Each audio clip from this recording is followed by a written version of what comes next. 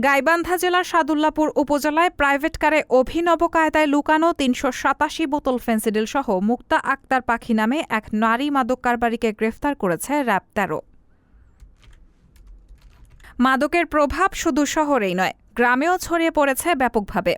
র্যাবের চলমান মাদক বিরোধী অভিযানের ধারাবাহিকতায় ২৩ সেপ্টেম্বর সিপিসি-৩, র্যাব ১৩ রংপুরের একটি অভিযানিক দল গোপন সংবাদের ভিত্তিতে সাদুল্লাপুর থানাধীন ঝাউলার বাজারের পাকা রাস্তার ওপর একটি প্রাইভেট কার তল্লাশি করে ৩৮৭ বোতল ফেনসিডিল সহ একজন মাদক ব্যবসায়ী মুক্তা আক্তার পাখিকে গ্রেফতার করেন। তিনি লালমনিরহাট জেলার হাতীবান্ধা থানাধীন পশ্চিম সারাডুবি এলাকার রিপন ইসলামের স্ত্রী।